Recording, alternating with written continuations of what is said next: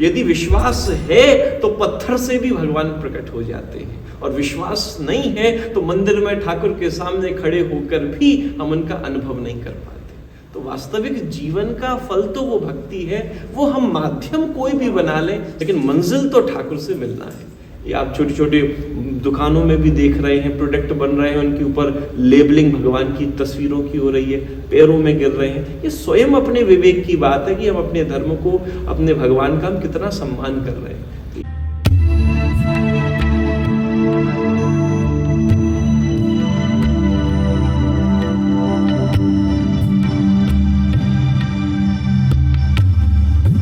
जय श्री राधे राधे। हम यहाँ गीता भवन मंदिर में हैं, मैनचेस्टर गीता भवन मंदिर में, और परम पूज्य श्री श्याम सुंदर जी के आशीर्वाद से हम यहाँ पर पॉडकास्ट कर रहे हैं श्री देवांशु जी महाराज के साथ।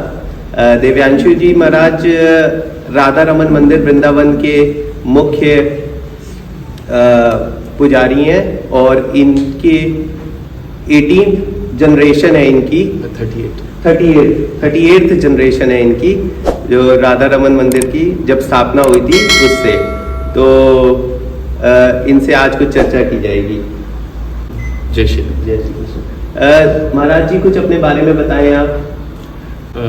जैसा कि चर्चा हुई थी, हम श्री राधा रमन मंदिर के गोस्वामी हैं, और वृंदावन धाम में स्वयं प्रकट ठाकुर जी 500 वर्ष से उनकी जो परंपरा चल रही है, उसकी 38वीं पीढ़ी है जो ठाकुर जी के चरणों की सेवा कर रहे हैं।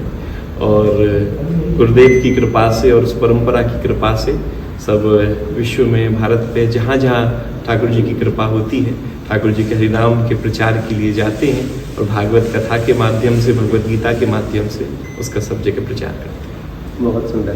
मैं बल्कि 1-1.5 महीने पहले वृंदावन में ही था, तो जो भी प्राणी को मैं देख रहा था, मुझे यही लग रहा था कि इसमें ठाकुर जी की साक्षात कृपा है कि भाई उन्होंने खुद चुन के लोगों को वृंदावन की धरती पे भेजा है, क्योंकि हर एक का ये सौभाग्य नहीं होता कि वो वृंदावन की धरती पे पैदा हो। वास्तव में देखिए, ये बात तो है ही है, लोग सोचते रह जाते हैं और प्रयास करते रह जाते हैं, लेकिन एक वास्तविक बात ये है, हम तो देखते हैं कितने लोग हैं जो 20 किलोमीटर, 25 किलोमीटर, 50 किलोमीटर दूरी पर भी रहते हैं, लेकिन जिसके भाग्य में, जिसके ऊपर कृपा नहीं है, वो सोचते रह जाते हैं, जीवन निकल जाता है, लेकिन वृंदावन में प्रवेश नहीं मिल पाता। इसीलिए कहते हैं वृंदावन में तो जिसके ऊपर राधा रानी की कृपा होती है, वही वृंदावन में प्रवेश कर पाता है। सही बात है।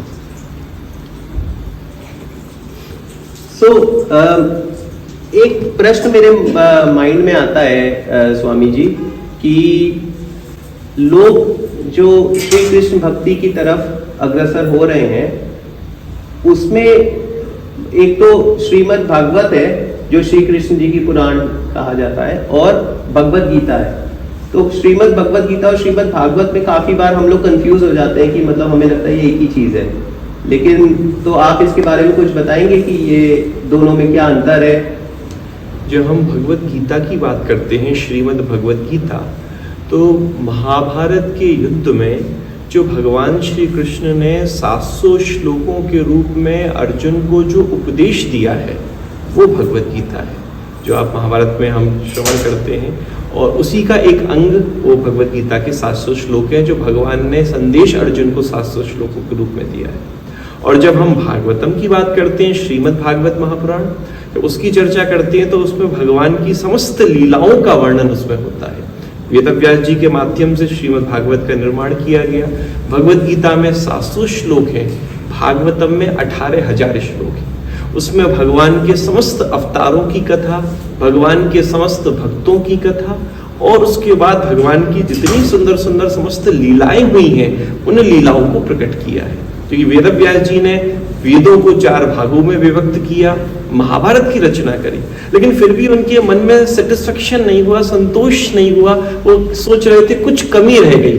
और उसके बाद नारद जी की प्रेरणा से उन्होंने श्रीमद् भागवतम को निर्माण किया, और उसमें समस्त ठाकुर जी की सुंदर सुंदर कैसे उनका जन्म हो रहा है, कैसी उनकी सुंदर सुंदर माखन चोरी लीलाएं हो रही हैं, किस प्रकार वो गिरिराज जी को धारण कर रहे हैं, कैसे गोपियों के साथ महाराज की लीला कर रहे हैं, कैसे आगे चलकर विवाह कर रहे हैं, सुदामा जी की ऊपर कृपा कर रहे हैं। तो ठाकुर जी की पूरी जो लीला है प्राकट्य से लेकर समस्त अवतारों की जो कथा है वो पूरी हमें भागवतम में प्राप्त होती है। और भगवत गीता में जो संदेश प्रदान किया है अर्जुन के मोह को दूर करने के लिए, वो हमें भगवत गीता में प्राप्त होता है। बहुत सही। तो वृंदावन के बारे में कुछ बताइए। वैसे तो मैं इंटरनेट पे देख रहा था, तो वृंदावन में 5000 से ऊपर कृष्ण के मंदिर हैं, कृष्ण भगवान श्री कृष्ण के मंदिर हैं, लेकिन उसमें कुछ ऐसे मंदिर हैं जो बहुत मुख्य हैं और जो स्वयं उसमें से भगवान श्री कृष्ण प्रकट हुए हैं। तो कृपया करके उसके बारे में थोड़ा सा बताएं हम सबको। देखिए, वृंदावन की तो अपनी अलौकिक अपने आप में एक अद्भुत महिमा है और वास्तव में बिल्कुल सही है कि 5000 से ज्यादा मंदिर, और अब देखेंगे तो अब तो रोज नए नए मंदिरों का निर्माण होता ही जा रहा है। मंदिर तो वृंदावन में बहुत है, लेकिन पिछले 500 सालों से स्वयं प्रकट जो ठाकुर जी हैं, बोले उनकी चर्चा की जाए तो वो कुछ वृंदावन के मंदिर हैं। तो सप्त देवालय जिनको हम कहते हैं, उसमें हमारे राधा रमण जी आ गए जहाँ के हम गोस्वामी हैं, उसमें आपके राधा दामोदर जी आ गए, उसमें आपके गोविंद देव जी आ गए, मदन मोहन जी आ गए, राधा गोकुलानंद जी आ गए, राधा श्याम सुंदर जी आ गए, बांके बिहारी जी आ गए, राधा वल्लभ जी आ गए। ये अपने पुराने कुछ अपने ये मंदिर हैं और जो 500 सालों से जो परंपराएं चल रही हैं और वहाँ सेवा हो रही हैं। आप गोपेश्वर महादेव का दर्शन करिए, कात्यायनी मैया का दर्शन करिए, ये सब पुराने अपने वृंदावन के प्राचीनतम मंदिर हैं जिनकी अपनी अलग अलग अलौकिक लीला है और दिव्य रूप से जिनके लिए वृंदावन जाना जाता है। तो इसमें जो आपका जो राधा रमन मंदिर है उसके बारे में कुछ हमारे दर्शकों को बताइए कि वो मंदिर कब स्थापित हुआ था, और जैसे कि आपने बताया कि आप उसकी 38th जनरेशन। जी जी। तो वो कब स्थापित हुआ था और उस मंदिर की क्या महिमा है? देखिए, आपने सुना होगा चैतन्य महाप्रभु जी। चैतन्य महाप्रभु जी के 6 गोस्वामी हुए। 6 गोस्वामियों को उन्होंने वृंदावन में भेजा जिन्होंने ठाकुर जी की लीलाओं को और ठाकुर जी को प्रकट किया। उन्हीं में से थे हमारे श्री गोपाल भट्ट गोस्वामी जी महाराज। गोपाल भट्ट गोस्वामी जी महाराज दिव्य रूप से महाप्रभु जी की आज्ञा से वृंदावन धाम में पधारे और महाप्रभु जी ने उनको आदेश दिया कि आप नेपाल जाएं और वहाँ गंडकी नदी से शालिग्राम शिलाओं को लेकर आएं। और गोपाल भट्ट गोस्वामी जी हमारे पहुंचे हैं नेपाल में, गंडकी नदी से शालिग्राम जी को लेकर वृंदावन पधारे हैं और उनकी वो सेवा पूजा करने लगे।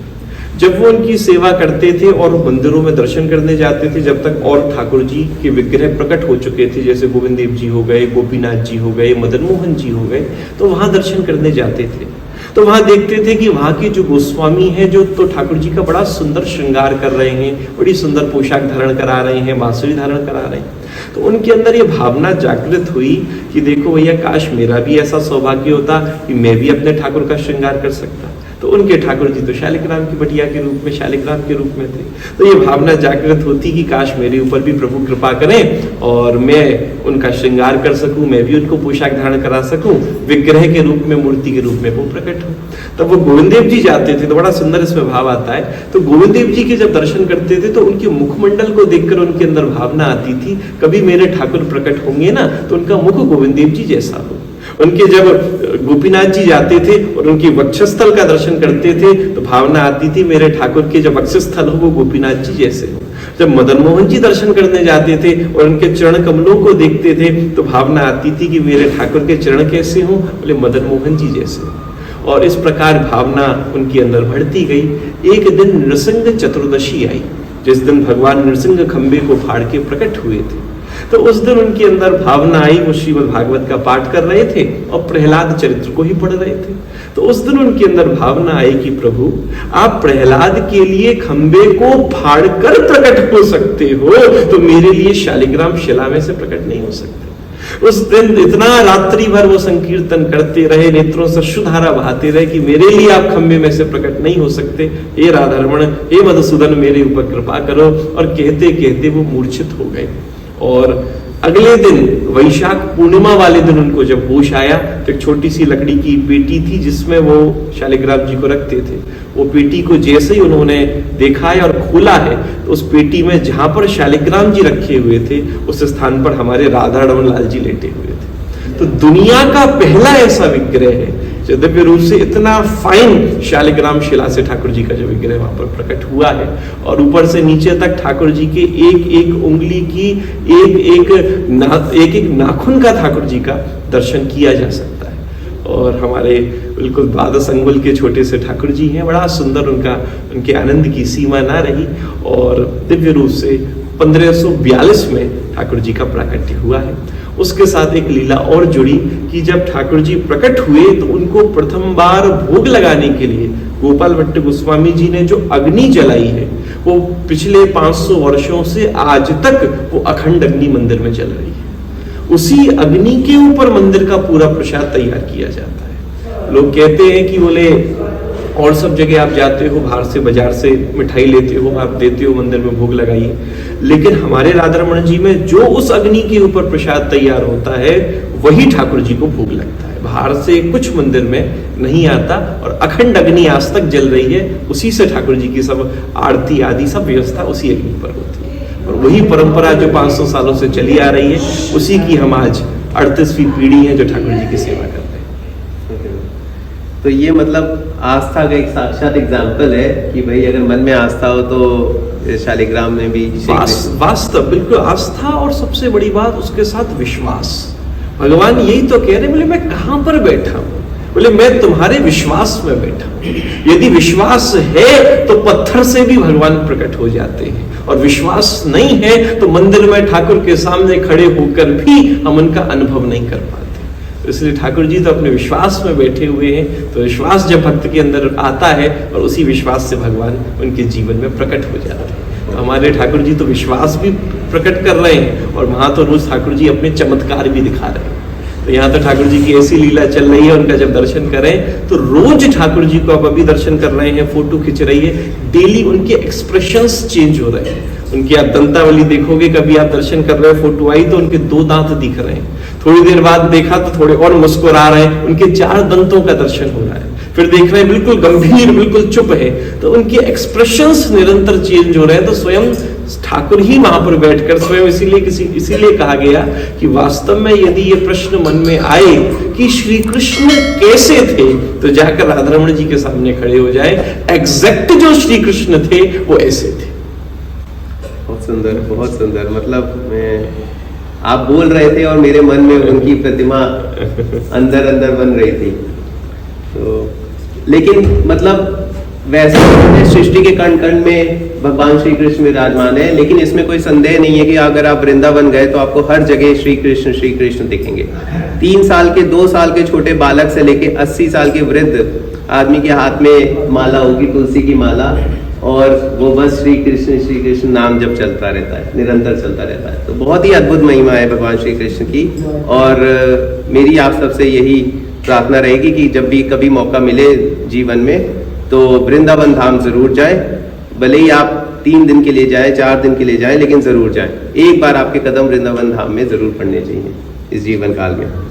तो आगे बढ़ते हैं महाराज जी। तो जैसे कि हमने देखा कि भगवान को पाने के बहुत अलग अलग मार्ग होते हैं, जैसे भक्ति योग हो गया, फिर ध्यान योग हो गया, सेवा योग हो गया, और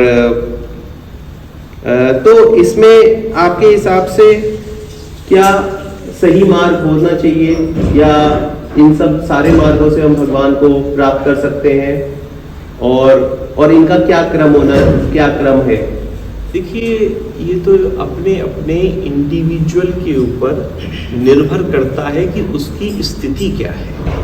अगर आप श्रीमद् भागवत जी के अनुसार चलें तो भगवान तो स्वयं कह रहे हैं भक्ति प्रियो माधवा।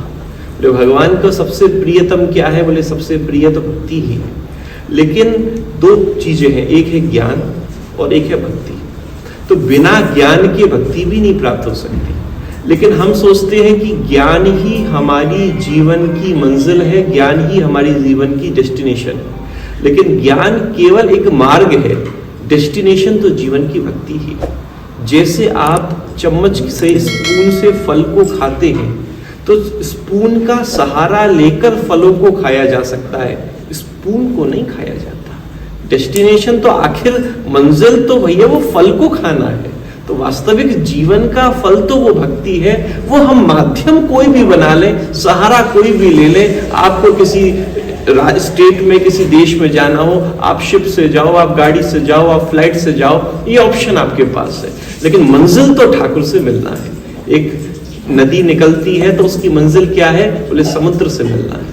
उसका हर बहता हुआ पानी नदी नहीं कहा जाता जो 4 कदम आगे बढ़ के सूख जाए। नदी वो है जो महाराज पहाड़ से निकलती है और समुद्र में मिल जाती है।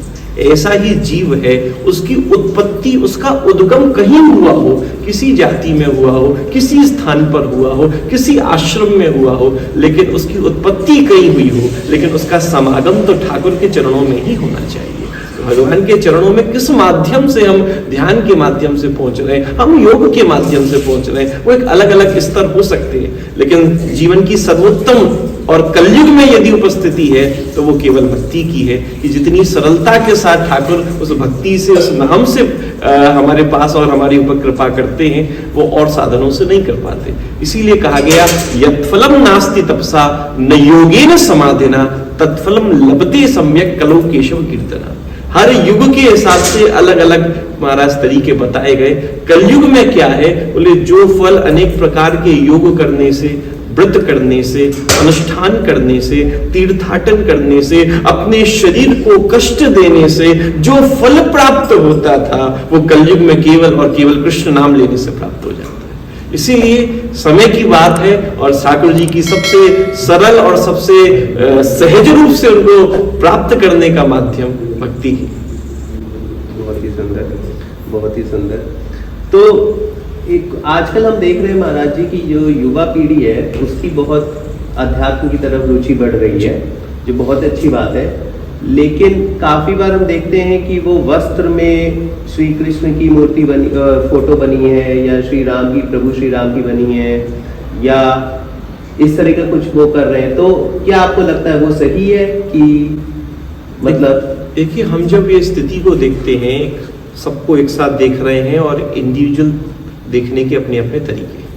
पहला प्रश्न जो आपका है कि युवाओं में धर्म के प्रति बढ़ती हुई रुचि, देखिए ये बात बिल्कुल सत्य है। उसका बहुत एक आज की तारीख में बात की जाए तो उसका एक बहुत बड़ा कारण आजकल टेक्नोलॉजी का इतना ज़्यादा अपग्रेड होना भी है कि इतनी सारी जानकारियाँ सोशल मीडिया के माध्यम से सबको प्राप्त हो रही है। तीर्थों में ठाकुर जी के मंदिरों के उत्सव, कथाएं घर घर तक पहुंच रही हैं, तो एक सरल तरीके से व्यक्ति उसको स्वीकार कर रहा है। और दूसरी बात आ जाती है समय की।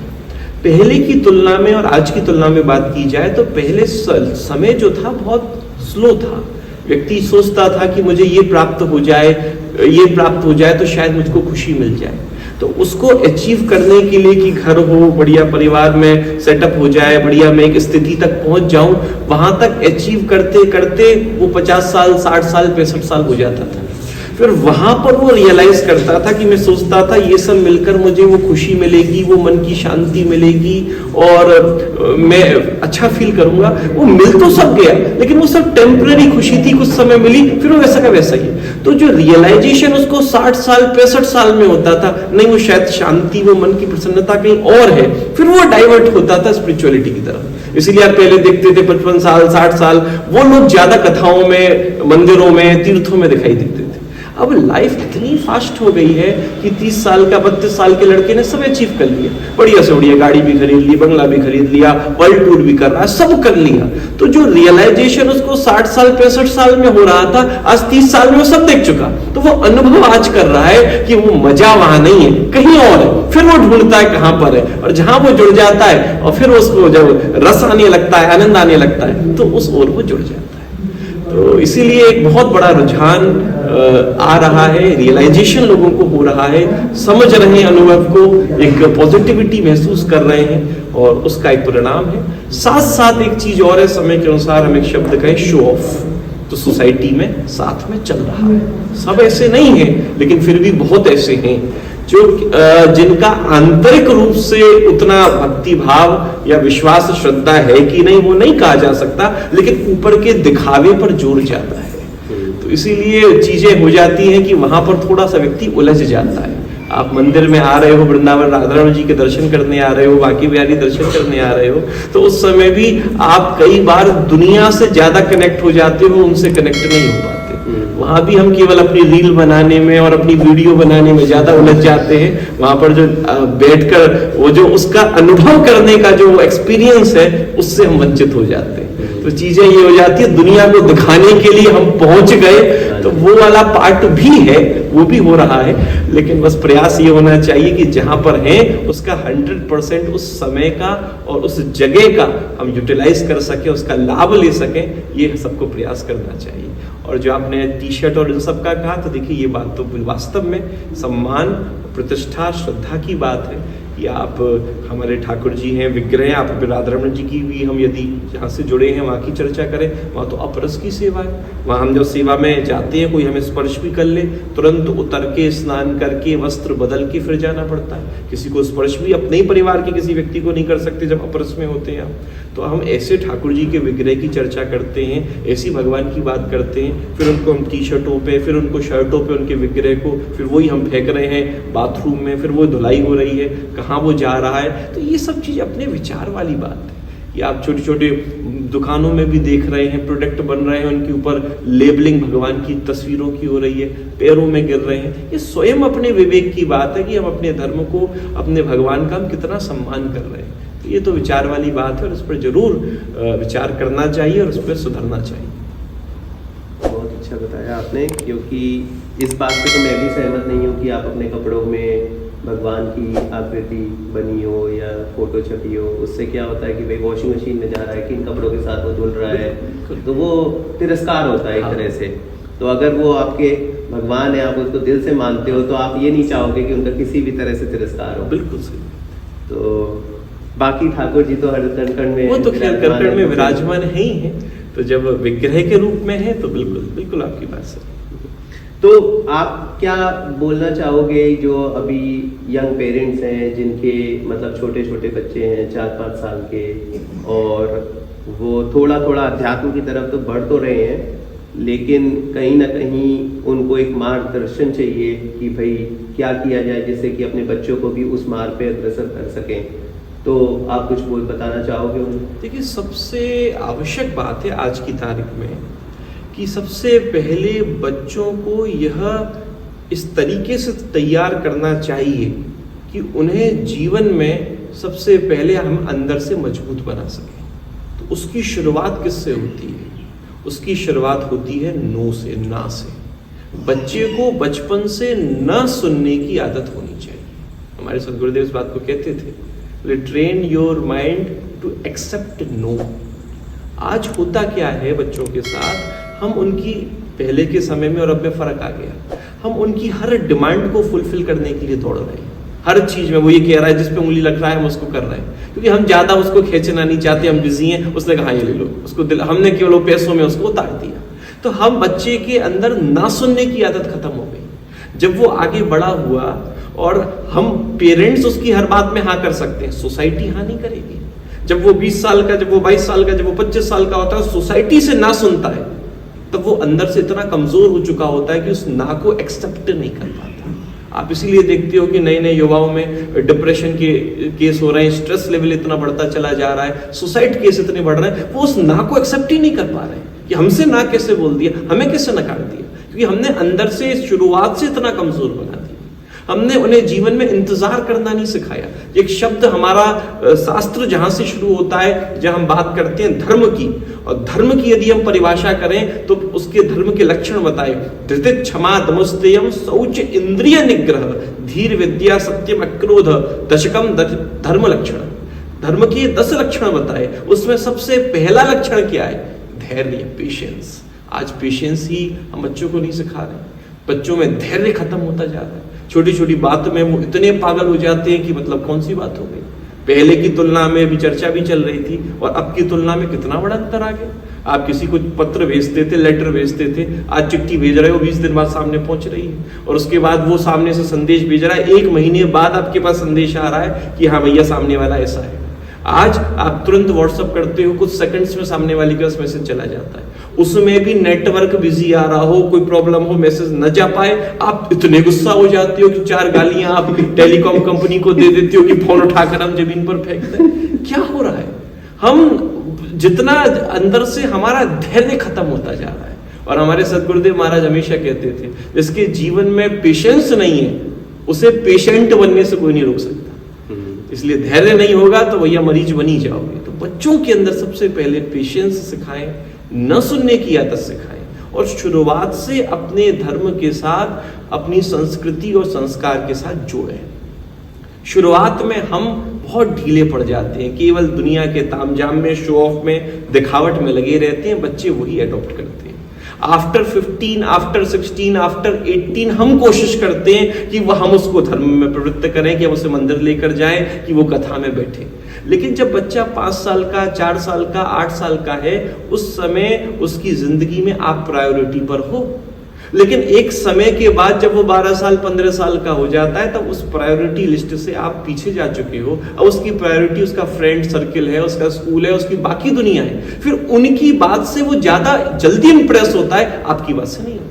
इसीलिए बचपन से एक प्रयास होना चाहिए कि जीवन में बचपन से ही बच्चों के साथ कम से कम एक ऐसा माहौल बनाएं कि भैया समय समय पर मंदिर लेकर आए, अपने घर में ही थोड़ा कीर्तन करें, बैठकर भैया उन्हें थोड़ा अपने धर्म के बारे में, भगवत गीता, भागवतम का एक एक लेसन उनको पढ़ाएं, बताएं, और उन्हें अपने संस्कारों के विषय में, अपने विश्वास, अपनी श्रद्धा, इस विषय में उनको बचपन से, शुरुआत से ही इंट्रोड्यूस कराएं। हम पहले कुछ करते नहीं, बाद में प्रयास करते हैं, जब तक हम शायद बहुत देरी कर चुके होते हैं। इसीलिए प्रारंभ बहुत जरूरी है। प्रहलाद जी भी यही बात कह रहे हैं, बोले भजन करो, भगवान से जुड़ो। कब से जुड़ो? बोले कौमार आचरित प्राज्ञ। बोले प्रारंभ से भगवान से जुड़ो। बाद में तो भैया समय के अनुसार समय ऐसा निकल जाएगा, कुछ कर ही नहीं पाएंगे। इसीलिए शुरुआत से जब हम जुड़ जाते हैं तो अपने आप वो हमारे नेचर में, हमारे स्वभाव में वो चीज आ जाती है। फिर किसी को रोकना टोकना कहना नहीं पड़ता। इसलिए बचपन से माता पिता को इस पर ज्यादा ध्यान देना चाहिए। उस माहौल से खुद भी जोड़ना चाहिए, उन्हें भी जोड़ना चाहिए। बहुत ही सुंदर आपने बात करी, क्योंकि ये प्रैक्टिकल प्रॉब्लम आ रही है। और आजकल तो मोबाइल का ज़माना है जी।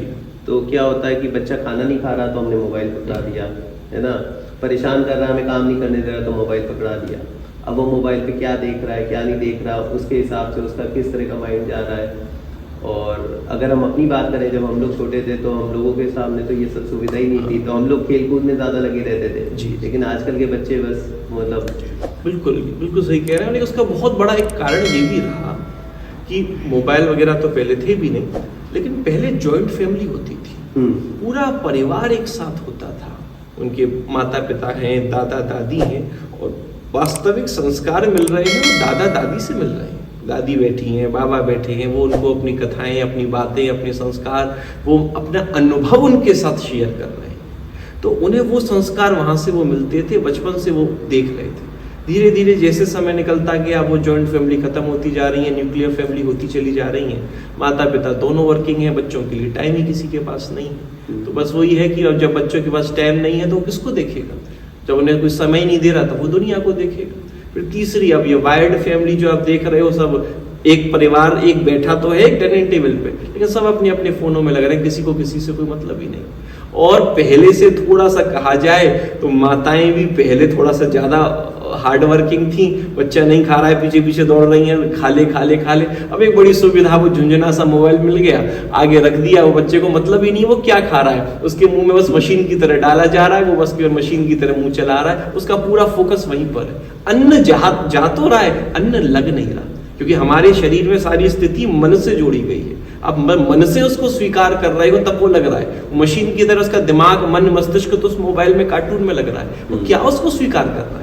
इसीलिए ये माता पिता का कर्तव्य है कि थोड़ा सा शुरू से स्ट्रिक्ट हो इस मामले में, और थोड़ा सा देखिए मेहनत तो करनी पड़ेगी कि थोड़ा लग के केवल अपने समय को बचाने के लिए केवल हम उसके सामने रख देंगे तो बच्चे का भविष्य और फिर दिक्कत ही आ रही है। इसीलिए उसका नतीजा समाज में देख रहे हैं।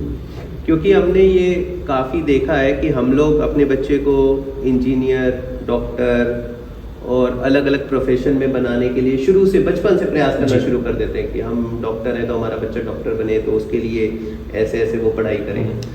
लेकिन हम उसको अध्यात्म से नहीं जोड़ते हैं, तो आगे चल के क्या होता है, वो डॉक्टर तो बन जाता है क्योंकि आपका प्रयास है उसमें, लेकिन वो आपसे जुड़ा रहेगा नहीं रहेगा इसकी कोई गारंटी नहीं होती। और वो काफी बार आगे निकल जाता है तो वो पलट के वापस भी नहीं आ पाता। तो उससे क्या होता है कि भाई जो हमें संस्कार देने चाहिए थे, अगर हम वो मिस कर जाते हैं तो उसका परिणाम ये होता है कि हाँ मतलब वो अपनी लाइफ में तो अच्छा कर रहा है, लेकिन आपके लिए वो कोई उसका मतलब नहीं। बिल्कुल वास्तविक बात ये है ही है कि सबसे बड़ी बात है ना, हमने प्रायोरिटी क्या बनाया। हमने केवल उसके लिए प्रायोरिटी उसकी लाइफ में उसे सक्सेस का टैग हमने ये दे दिया कि उसने कोई बड़ी पोस्ट प्राप्त कर ली, बड़ा बैंक बैलेंस बना लिया, बड़ा कंपनी में पैकेज मिल गया, बस वही उसके लिए एक सक्सेस। हमने शुरू से यही उसको दिखाया है, केवल कंपटीशन में उससे ज़्यादा हो, उससे वो 2 गाड़ी ज़्यादा खरीदें, वो घर खरीदें। हम शुरू से उसे कॉमर्शियल तरीके से उसको लेकर चल रहे हैं। हम जब आध्यात्म की बात करते हैं तो आध्यात्म केवल भगवान से जोड़ने वाली बात तो है ही है। अध्यात्म वास्तव में उसको एक ह्यूमन बनाता है, एक मानव बनाता है। हमारे यहाँ इसी बात को सबसे पहले कहा गया, आप कुछ बनो कि मत बनो कोई मैटर नहीं है, लेकिन प्रयास करो कम से कम एक अच्छा ह्यूमन बीइंग, एक अच्छा मानव तो हम बने, एक मानवता तो हमारे अंदर आए। जब मानवता की हम जब डेफिनेशन करते हैं तो मानवता का मतलब क्या है, सेवा भाव है, सबके प्रति एक काइंडनेस का हमारे अंदर वो नेचर, वो स्वभाव हमारे अंदर है। तो जीवन की सफलता केवल ये नहीं है, इसलिए हमने आज सफलता की डेफिनेशन भी हम गलत करते हैं। एक बड़े से बड़ा डॉक्टर वो नहीं है सक्सेसफुल जो बड़े से बड़े हॉस्पिटल का मालिक है, जो करोड़ों रुपए कमाता है। एक अच्छा डॉक्टर वो है जिसके पेशेंट के अंदर उसके प्रति श्रद्धा है। वो जानते हैं कि हम इसके पास जाएंगे तो ये तुरंत हमें अच्छी ही सलाह देगा। एक असली डॉक्टर की सक्सेस वो है। एक अच्छी असली टीचर की सक्सेस ये नहीं है वो कितने लाख महीना कमा रहा है या कितने बड़े घर बंगले में रह रहा है। अच्छे टीचर की सक्सेस ये है कि इस टीचर के प्रति उसके बच्चों के अंदर कितनी श्रद्धा है, उस टीचर ने कितने बच्चों को जीवन में पैरों पर खड़ा कर दिया, जो हमारा 40 साल बाद भी याद कर रहे हैं कि हमारा टीचर वो था जिसने हमें बना दिया। वास्तविक सक्सेस उस टीचर की वो है। एक आर्टिस्ट की, पेंटर की सक्सेस ये नहीं है कि उसने जो पेंटिंग बनाई वो कितने मिलियन में, कितने करोड़ में वो बिकी। उसकी वास्तविक सक्सेस ये है कि उसने कितना 100% अपना डिवोट किया और कितनी अपना 100% लगाकर उस पेंटिंग को बनाया। इसीलिए सक्सेस की कई बार डेफिनेशन केवल हम दुनिया के रुपए, पैसे और बाकी चीजों में अटक कर रह जाते हैं। वो भी जरूरी है, बिना धन के धर्म भी नहीं हो पाएगा, लेकिन जीवन की प्रैक्टिकलिटी, जीवन की वास्तविक मानवता का होना बहुत जरूरी है। इसीलिए ये संस्कार जब पेरेंट्स शुरू से देते हैं कि जीवन में भैया जब हम वो मानवता का संदेश देते हैं तो उसमें अपने आप वो मानवता के अंदर आ जाता है सबकी सेवा भाव। जब सबका हम सेवा भाव की बात करते हैं तो सबसे पहले अपने माता पिता ही आ जाते हैं। तो इस वक्त जब उन्हें प्रायोरिटी पर केवल पैसा पैसा पैसा दिखाई जा रहे हैं तो फाइनेंस के पीछे भागेगा और करेगा क्या। इसीलिए सारी चीजें प्रारंभ यही होती हैं कि जीवन की उन वैल्यूज पर हम उन पर ज्यादा फोकस कराएं, जिससे जीवन में भले ही कुछ कम कमाए कुछ ज्यादा कमाए, एक अलग बात चला गया, अपनी वैल्यूज को कभी ना भूले। जो अपनी वैल्यूज को लेकर चलता है वो हमेशा अपने माता पिता से, अपने पेरेंट्स से, अपने परिकर से हमेशा अटैच्ड रहता है और सबके प्रति वो हमेशा हेल्प करने के लिए तैयार रहता है। नहीं, सही कहा आपने। चलिए, तो बहुत बहुत धन्यवाद आपका कि आपसे हमारी ये चर्चा हुई और हम आशा करते हैं कि हमारे दर्शकों को भी बहुत कुछ सीखने को मिला होगा इससे। और हमारी आपसे यही प्रार्थना रहेगी कि आप एक पहली बार आए मैनचेस्टर और आप कोशिश करिएगा कि अपने बिजी स्केड्यूल में हमारा मैनचेस्टर को कहीं ना कहीं स्थान दीजिएगा और कि यहाँ के लोग भी आपकी ज्ञान से, आपके उससे वो हो। जय श्री राधे। हमें भी बहुत अच्छा लगा, यूके में पहली बार आना हुआ, मैनचेस्टर में बहुत सुंदर यहाँ भागवत कथा रही और यहाँ के लोग और यहाँ का परिकर बहुत अच्छा यहाँ पर हमें अनुभव हुआ। इतने भाव से सबने कथा का श्रवण किया और यही ठाकुर जी के चरणों में प्रार्थना रहेगी आगे जैसे जैसे मौका मिलेगा तो अवश्य ऐसा एक पूरे साल में एक टूर ऐसा जरूर रहेगा कि यहाँ पर भी ठाकुर जी का हरिनाम संकीर्तन, ठाकुर जी के उस भाव को यहाँ पर प्रयास रहेगा कि इस पर थोड़ा चिंतन हो। जय श्री राधे।